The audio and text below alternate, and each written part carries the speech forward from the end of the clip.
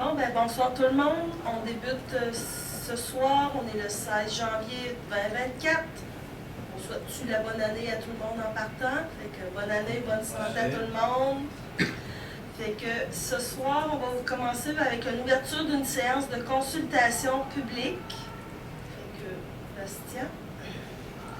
Consultation publique avec l'avis public qui avait été déposé là, dans le journal municipal du 18 décembre 2023. C'est concernant le règlement 2023-182, qui est une modification au niveau du règlement sur le lotissement. On vient apporter deux modifications, là, ça a été publié également dans l'avis. On vient préciser les superficies minimales pour les terrains d'angle. Dans le fond, ce que ça veut dire, c'est que quand on fait un permis de lotissement, quand l'arpenteur prépare un terrain, on n'avait pas dans notre règlement de superficie minimale pour des terrains d'angle. Des terrains d'angle, c'est des terrains qui sont au coin de deux rues. Fait que les superficies minimales et les largeurs sont différentes sur les terrains d'angle. On n'avait rien. Fait qu'on est venu préciser à l'aide d'un tableau, ça va être quoi les superficies pour un terrain standard, puis pour un terrain qui est formé d'un terrain d'angle finalement. Et la deuxième disposition qu'on modifie, parce qu'on en modifie seulement deux, c'est la profondeur des terrains pour les terrains industriels. La norme est de 45 mètres de profondeur. Sauf que nous, on était une des seules municipalités de la MRC qu'on avait 46 mètres. Pourquoi? Aucune espèce d'idée. Fait qu'on est venu, dans le fond, standardiser ça, puis se mettre par concordance, là, conforme avec toutes les autres dispositions du règlement. Fait que les profondeurs pour les terrains industriels vont passer de 46 à 45 mètres. Fait que dans la vie publique, on avait invité les gens à assister à l'assemblée de consultation. Si les gens avaient des questions, ils pouvaient nous les adresser. Il n'y avait pas de questions, donc tout simplement, on en conclut que les gens n'avaient pas de questions par rapport à ce règlement-là. Le règlement va être adopté là, un petit peu plus tard dans la séance du conseil. Ça fait le tour. C'est complet. Fait que là, avec ça, on peut fermer cette séance de consultation publique.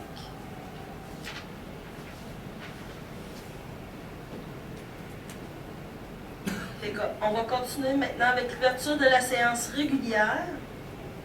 Fait qu'on va avoir l'adoption de l'ordre du jour. Est-ce qu'on avait des ajouts, Bastien? Non, il y a juste une petite coquille qui s'est glissée là, à 10.2. C'est un point qui devait être retiré. Là. Il n'y a rien qui figure là-dessus. Là. Fait que c'est dans le vrai ordre du jour, ça a été enlevé, là, mais dans le projet d'ordre du jour, il n'y a pas de 10.2. Parfait.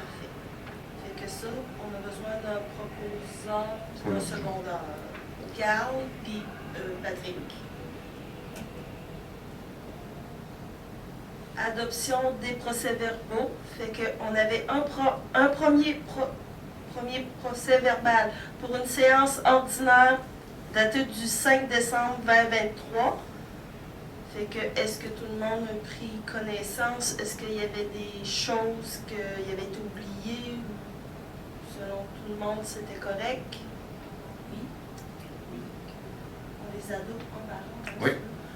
Je vais prendre un proposeur, José puis Philippe. Pour le point 402, c'est la séance extraordinaire du 20 décembre 2023. Cette séance-là, c'était pour nos présentations du budget, celui-là. Exact. C'est voilà. Fait que,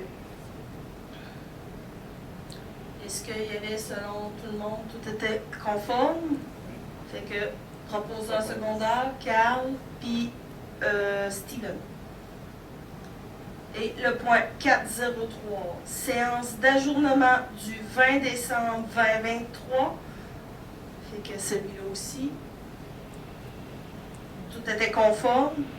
Parfait. Fait que Steven propose, puis Patrick seconde. On va aller au point 5, les finances. On va faire l'acceptation des comptes. Fait que pour le mois de ce mois-ci. En fait, c'est le mois de décembre. Le mois de décembre, c'est ça? Oui. Fait qu'on avait un premier bordereau de compte qui comprenait un premier lot de 250 725 et 88 sous Là-dessus, on a une partie qui comprend des chèques manuels. Des chèques manuels, c'est des chèques qui sont faits pour payer.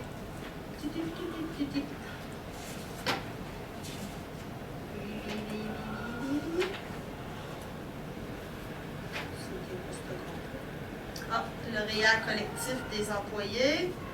Ensuite de ça, on a l'autre lot, le paiement accédé. Ça, c'est des paiements pour les comptes d'hydro, les comptes de téléphone, puis divers autres comptes pour l'entretien du bâtiment.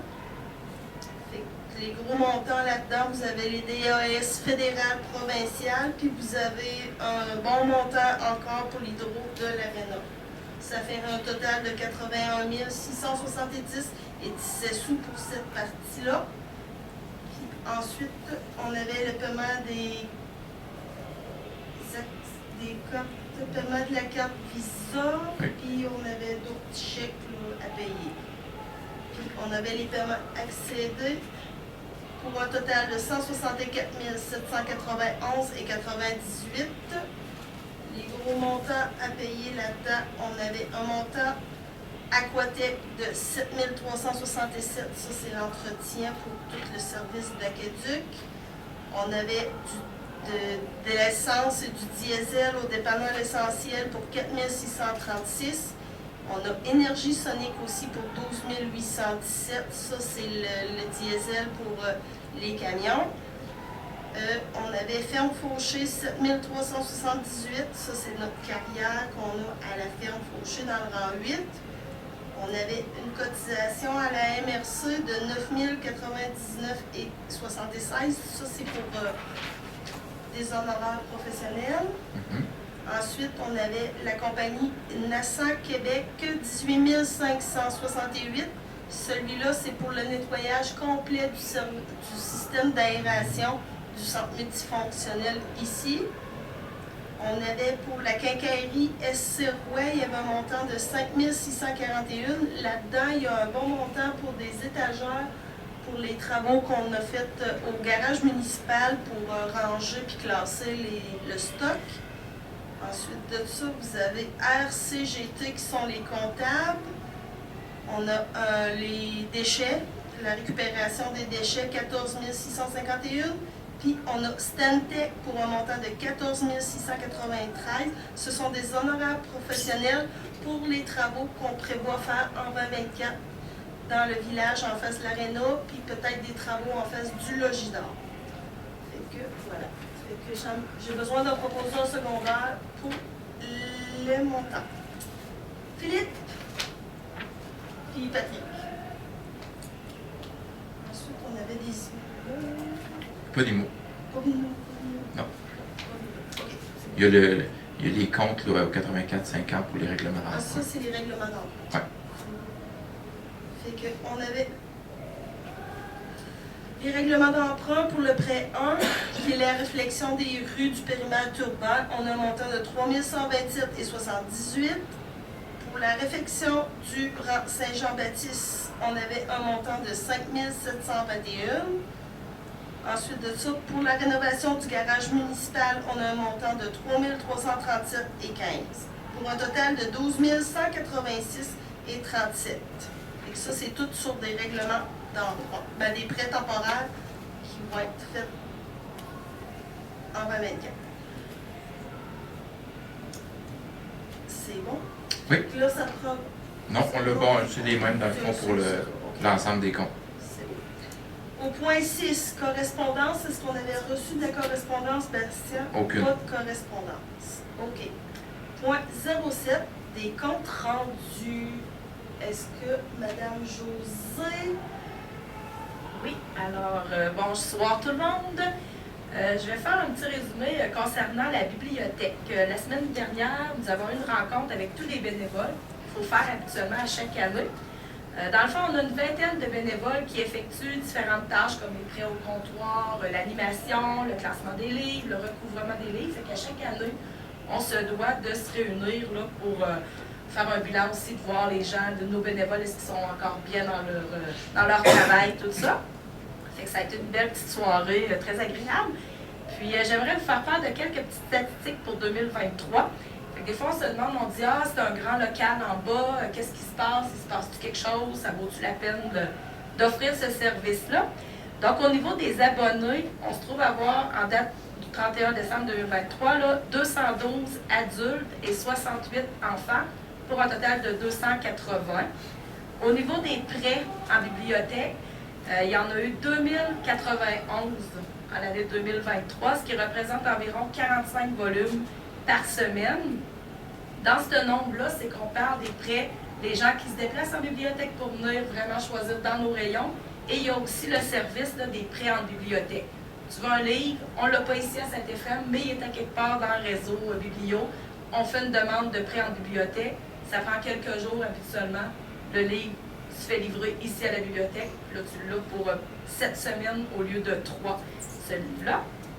Ensuite de ça, tu as des livres numériques aussi. Il y a possibilité d'emprunter des livres numériques, soit pour la tablette ou il y a eu 521 emprunts de gens qui ont pris des livres numériques. Au niveau de la collection, ici, qu'est-ce qu'on a en bibliothèque? On a 3380 documents qui arrivent de réseau Biblio. On a 1901 documents en collection locale. Ça, c'est les dons des gens qui nous donnent leurs livres. Si jamais il y en a qui veulent nous en donner, on est très ouvert. Le livre ne doit pas avoir plus que 10 ans pour qu'on puisse le conserver sur nos tablettes. Fait que s'il y a en bas de 10 ans, on le conserve. Sinon, ben, on le dépose dans les boîtes à lire, là, que les gens peuvent les prendre, les apporter aussi chez eux. Là. On a la boîte à lire à l'Arena, puis on a une dans le parc l'été.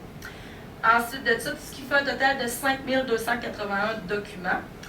Ensuite de ça, quand les bénévoles font du bénévolat, on a un registre là, pour savoir à peu près à la fin de l'année comment on a d'heures de bénévolat. En 2023, on en a eu 627 heures de bénévolat, que ce soit, là, comme je vous disais, pour certaines tâches, là, pas toutes les tâches. Ensuite de ça, cette année, on a aboli aussi les frais de retard, mais c'est quand même important de rapporter les livres parce que si jamais, éventuellement, Réseau Biblio voit que le livre n'est pas revenu, bien, il peut y avoir une facture qui va être reliée à tout ça. En étant membre du Réseau Biblio, on a quand même plusieurs avantages. Tu as les cartes muséo qui vous permettent d'aller au musée gratuitement. Ensuite de ça, on a les revues numériques avec Libby. Et ces revues-là, -là, c'est vraiment, dès qu'ils sortent en kiosque, c'est les mêmes qui sont sur Libby, là, sur l'électronique. C'est pas comme 2 semaines décalées. Tu as les mêmes nouvelles que ce qui sort sur Facebook, mettons. Tu as aussi les livres numériques que tu peux emprunter. Fait que, au final de tout ça, n'hésitez pas à venir nous voir à la bibliothèque. C'est un service gratuit pour les citoyens de la municipalité. Les heures d'ouverture, mardi après-midi, mardi soir, jeudi soir, samedi matin. Puis aussi, on a une page Facebook, La Voûte de l'Imaginaire. Et prendre note que jeudi, le 25, à 18h30, il va y avoir une animation de lecture pour les jeunes. Et n'oubliez pas d'apporter votre habit de neige, parce qu'on peut lire dehors aussi. Je ne sais pas, qu'est-ce qu'on peut faire? Alors, c'était le petit résumé du comité de bibliothèque. Là, ça donne une petite idée qu'est-ce qui se passe. Hey, j'ai essayé de faire ça vite quand même. Non, mais je vais lui laisser la feuille. Fait qu'il va tout pouvoir prendre ça en note. J'ai pris ça. Puis au niveau, juste si je peux me permettre embellissement, bien, cette année 2024, c'est l'année des fleurons. Donc, vous allez m'entendre en parler, c'est certain. Là. On a une réunion cette semaine pour justement là, voir qu'est-ce qu'on va miser, puis où est-ce qu'on avait perdu des points, où est-ce qu'on peut aller chercher des points là, dans notre grille de 3 ans. Là. Fait que vous allez m'entendre parler de ça, c'est certain, au cours de l'année. J'ai terminé. Super, Josée, merci beaucoup. Steven, Philippe, les loisirs. Oui, du côté des loisirs de l'Arena, il y a beaucoup d'activités qui s'en viennent dans les 3 prochaines fins de semaine. En fin de semaine, c'est le Festival MAG. Il y a 16 équipes d'inscrits. Des équipes surtout de la région. On a quand même une qui vient de Varennes, on a distingué Sherbrooke.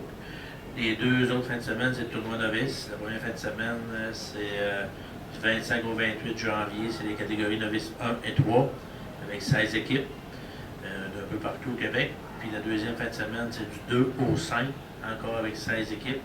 Les catégories 2 et 4, encore des équipes un peu partout de la province. Donc, c'est les activités pour les 3 prochaines fins de semaine à l'Arena qui sont bien remplies. Faire un petit retour aussi sur la conférence de Francis Bouillon du 14 décembre. C'est 288 personnes qui étaient présentes. Ça nous a permis de générer des profits de 6 264 $, je crois. 6 268. Donc, les papillons d'espoir, on leur a mis au papillon d'espoir 3 134 $. Et au hockey mineur aussi, la même somme là, de 3 134 $ pour la conférence de Francis Bouillon. Bravo. C'est tout pour moi. Très bien. Merci beaucoup. Est-ce qu'il y avait d'autres comités?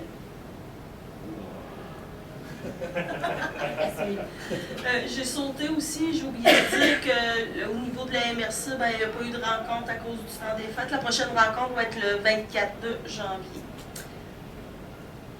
Fait que ça termine pour les comités. Fait que on va continuer avec l'administration générale au point 8. On a le point 8.01, résolution pour que la municipalité de Saint-Éphrem-de-Beauce mette à jour les tarifs de location de différentes salles du complexe multifonctionnel. C'est dans le fond, c'est pour les suites 103, 104, 105 et les autres suites qu'on loue. Des augmentations qui sont à peu près similaires dans à peu près toutes les salles. Là. C'est tout simplement là, en fonction de l'indexation des coûts et des entretiens. Là. Fait que ça varie, grosso modo, c'est environ 25 $ d'augmentation dans chacune des salles de locatives. Prendre une proposition, s'il vous plaît. José, appuyé par Carl. Au point 802, résolution pour que la municipalité de Saint-Éphrem-de-Beauce mandate Maître Denis Quirillon, notaire, afin de réaliser la transaction du bâtiment des aménagements populaires. Mandater le Maître Quirillon, le notaire indépendant au choix des conseillers municipaux pour préparer la cession qui va du bâtiment là, juste en face ici de la clinique, là, des aménagements populaires. Tout simplement parce que le notaire sur place fait partie des locataires, fait qu'on veut tout simplement une personne qui est indépendante. Donc, c'est Denis Quirillon qui a été choisi notaire de Beauceville. Donc, on va préparer la résolution et Maître Quirillon va pouvoir préparer là, les documents pour autant pour nous que pour les aménagements populaires, là, pour les résolutions qu'on va avoir à faire pour autoriser la cession de la bâtisse. On reçoit déjà beaucoup d'appels, beaucoup d'informations. Là, on prévoit finaliser le tout en mars ou plus tard avril. Ça va nous prendre une proposition. Carl, appuyé par Philippe. Point 8.03. Résolution pour que la municipalité de Saint-Éphrem autorise le directeur général à lancer l'appel d'offres pour le prolongement des services municipaux sur le lot 6 583 209. C'est le projet qu'on a en fait là, pour le développement en face de l'aréna. Derrière finalement là, le 16 logements. C'est un projet de développement qui va faire l'ajout de 3 terrains pour du multilogement et 5 terrains pour des habitations jumelées. L'idée, c'est que les plans sont actuellement complétés, les devis également, fait qu'on va pouvoir lancer l'appel d'offres, puis les travaux vont pouvoir se réaliser conditionnés à l'acceptation là, du ministère de l'Environnement. Il nous manque une autorisation à obtenir. Fait que ça va nous permettre de prendre l'avance là, dans le cas où est-ce que les promoteurs acceptent notre offre et on va pouvoir lancer l'appel d'offres par la suite. Donc, j'ai besoin d'un proposeur. Philippe, Patrick, secondé par Steven.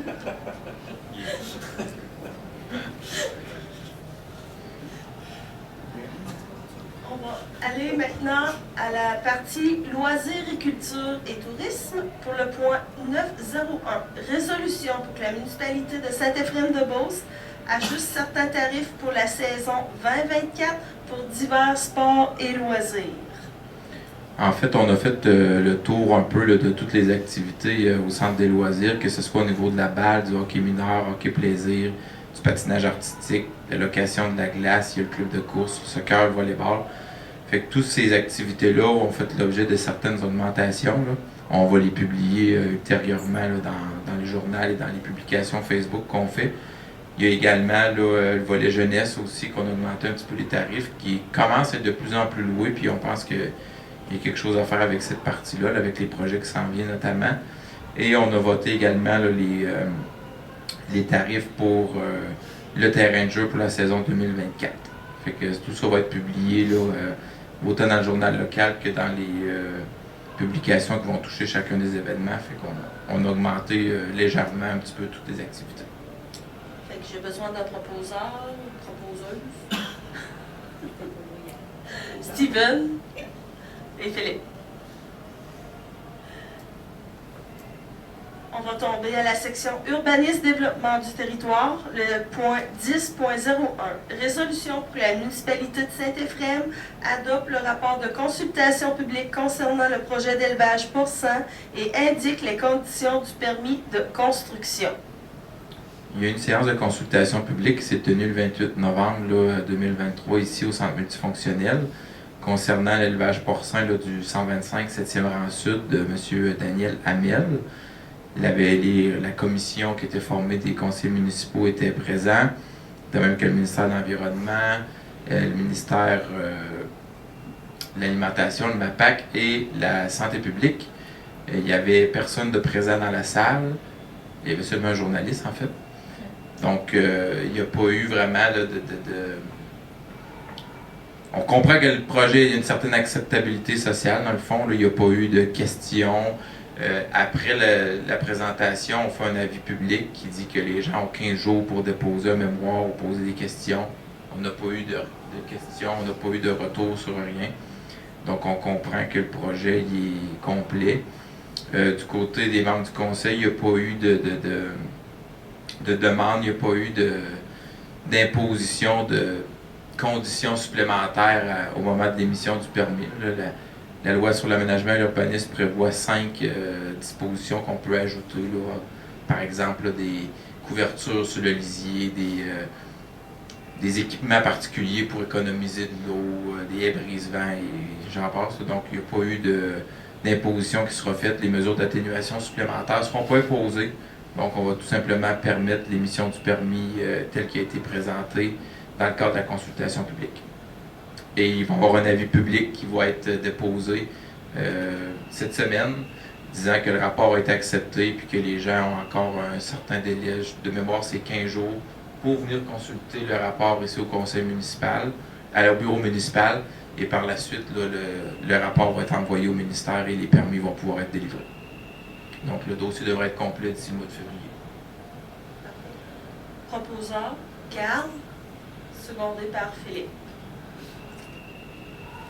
Au point 10.02, c'est le dépôt du rapport mensuel des permis. Dans le fond, ce qui va clore l'année 2023. Fait que la municipalité, ceci c'est à titre informatif. Fait que pour l'année 2023, le montant total des travaux estimés, on a fait presque 1 500 000, on pourrait dire, là, de nouvelles constructions puis de rénovations. On a des rénovations pour 152 projets, nouvelles constructions résidentielles 11 et des constructions autres 6. Constructions autres, ben, c'est soit des entreprises agricoles, divers travaux. Fait que ça fait l'année passée, à titre comparatif, pour 2022, on en a eu pour 11 300 000, puis cette année 9 450 à peu près. Fait que ça a une très belle année. Oui. Ensuite de ça, on va tomber à la section 11, législation, au point 11.01, avis de motion du règlement 2024-183, règlement concernant les projets particuliers de construction et de modification ou d'occupation d'immeubles. C'est un avis de motion qui est déposé pour accepter, dans le fond, le projet de règlement qui est déposé en annexe.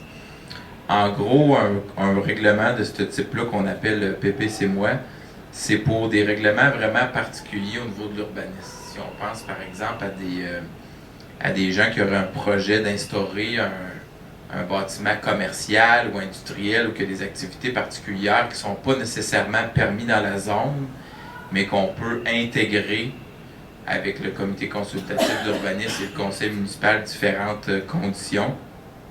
Bien, le règlement va permettre l'intégration de différents projets particuliers sous certaines conditions qui vont être balisées dans le règlement. Et il y a une procédure en arrière de ça qui dure environ 3-4 mois. Fait que dans le fond, c'est un autre outil qui nous permet d'autoriser des règlements ou de permettre des projets qui ne sont pas admissibles à des dérogations mineures, mais qui pourraient être autorisés d'une autre façon. Fait que c'est vraiment un outil de plus qui nous permet d'accepter ou d'autoriser finalement des projets qu'on n'aurait pas pu si on ne se doterait pas de ce règlement-là qui commence à être adopté dans plusieurs municipalités. Donc ce soir, on dépose l'avis de motion et le projet de règlement. Le projet de règlement va être disponible là, à partir de la semaine prochaine pour consultation au bureau municipal. Et il va y avoir une consultation publique le mois prochain pour expliquer les tenants aboutissants du règlement. C'est écrit à titre indicatif, mais ça prend quelqu'un qui donne la motion. C'est qui propose l'avis de motion? Carl.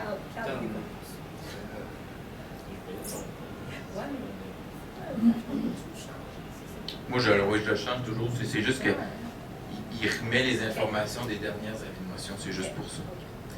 Fait au point 11.02, adoption du règlement 2023-182, règlement amendant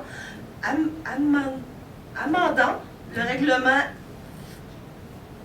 2006-74 relatif au lotissement afin de modifier des dimensions et des superficies minimales. On en a parlé en consultation publique. C'est un règlement qui modifie 2 articles. Là. Premier article pour les terrains d'âme, il vient de donner des superficies particulières, si on veut, et des profondeurs au niveau des terrains industriels de 45 mètres. Fait que le règlement il a été déposé au conseil municipal le 5 décembre. Il y a eu avis de motion. On a respecté tous les délais. Maintenant, toutes les dispositions par rapport au règlement sur le lotissement sont plus susceptibles d'approbation référendaire. Fait qu'on peut tout de suite là, adopter le projet de règlement. Fait que j'ai besoin d'un proposeur. Patrick, proposé, secondé par Philippe. Au point 11.03, résolution pour que la municipalité de Saint-Éphrem annule la modification au règlement de zonage 2023-181. Quand on a débuté le mois précédent, en décembre, la modification au règlement de zonage, on le faisait en parallèle avec le règlement de lotissement. Et quand on a déposé les documents à la MRC a demandé de réécrire certaines dispositions là, parce qu'il y avait des dispositions qui étaient susceptibles d'approbation référendaire qui n'étaient pas intégrées dans le règlement initial.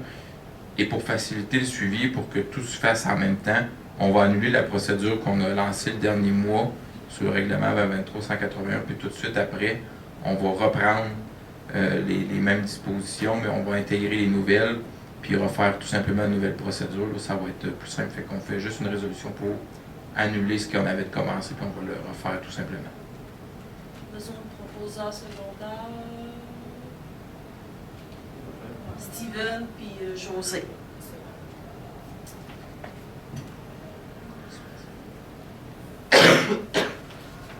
On va être rendu au point 11.04.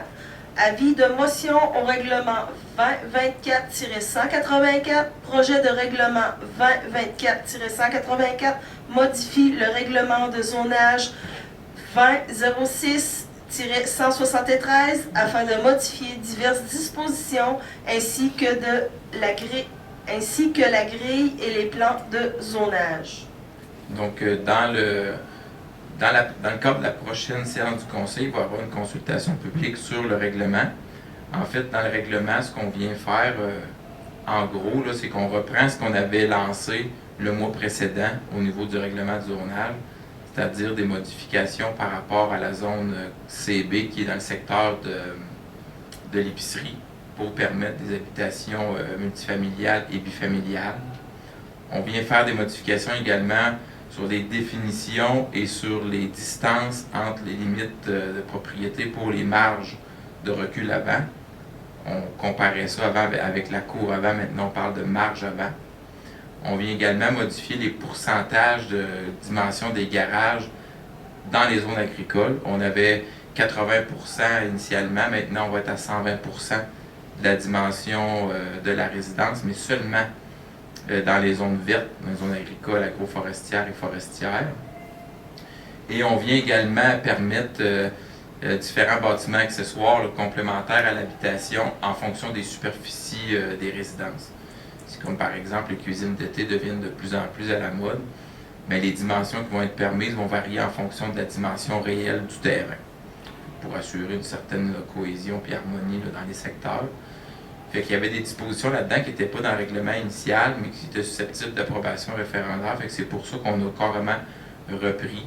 Fait que le règlement va être expliqué de long en large là, à la prochaine séance dans le cadre de la consultation publique.